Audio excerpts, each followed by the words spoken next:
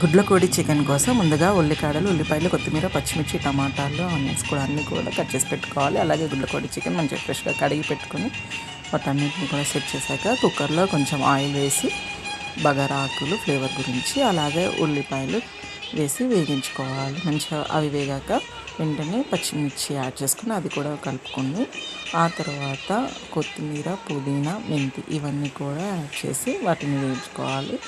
ఆ తర్వాత మనం ఉల్లికాడలు కూడా వేసుకొని అది కూడా మంచిగా వేపుకొని ఆ తర్వాత అల్లం వెల్లుల్లి పేస్ట్ వేసి అది కలిపి ఆ తర్వాత పసుపు యాడ్ చేసుకుందాం. పసుపు యాడ్ చేశాక దాన్ని కూడా మంచిగా కలుపుకొని ఇప్పుడు ఏదైతే చికెన్ ఉందో దాన్ని మొత్తం కూడా అందులో వేసేసుకొని అది మంచిగా మిక్స్ చేసుకోవాలి.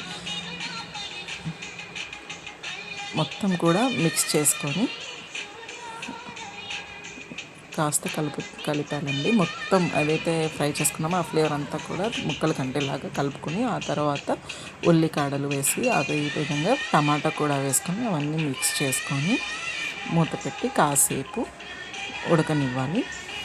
అంటే ఆయిల్తోనే అది మంచిగా ఉడకలాగా చేసుకొని ఇప్పుడు కొబ్బరి, ధనియాల పేస్ట్ కూడా మిక్స్ చేసుకొని దాన్ని కూడా ఒకసారి కలుపుకొని మళ్ళీ మూత పెట్టుకోవాలి. మూత పెట్టుకొని దాని మీద ఆవిరి కోసం కొన్ని వాటర్ వేసామనుకోండి కింద మంచి ఆవిరిలాగా వస్తుంది. అదేవిధంగా ఆ వేడైన నీళ్ళు ఆ చికెన్లో యాడ్ చేసుకోవాలి. మనం సూప్ చేసుకుంటాం కదా, సో దానికి సెట్ అవుతుంది అని వేసుకున్న తర్వాత ఇప్పుడు గుడ్ల కోడి కదండి, అది కొంచెం స్ట్రాంగ్ ఉంటుంది కాబట్టి 10 విజిల్స్ వచ్చేలాగా కుక్కర్ విజిల్ పెట్టేసుకొని 10 విజిల్స్ వచ్చాక తీసి ఆ తర్వాత కారం సరిపడినంత అదేవిధంగా ఉప్పు కూడా యాడ్ చేసుకోవాలి. ఇప్పుడు ఆ రెండింటిని కలిపి మంచిగా కలపాలండి. కలుపుకొని ఇప్పుడు ఆల్రెడీ చికెన్ మంచిగా ఉడికింది.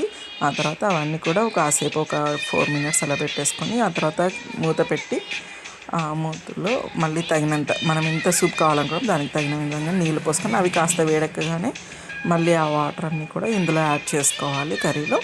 ఇప్పుడు ఏదైతే గుడ్లు ఉన్నాయి కదండి ఆ గుడ్లని ఇప్పుడు యాడ్ చేసుకుంటే ఫస్టే పెట్టుకుంటే అవి మొత్తం చితికిపోయాయి. సో ఇంకా కూర అవుతుంది ఇంకొక 3 మినిట్స్లో అనంగా మనం ఆ గుడ్లు అందులో యాడ్ చేసుకొని మళ్ళీ మూత పెట్టేసుకొని మంచిగా వాటి ఉడికాక గరం మసాలా కూడా యాడ్ చేసి కాసేపు ఆగాక కొత్తిమీర గార్నిష్ కోసం వేసుకొని ఇంకా అది కాస్త మంచిగా దగ్గర పడినట్టుగా కాగానే అంతే అండి, ఇంకా గుడ్ల కోడి కూర తినడానికి రెడీ.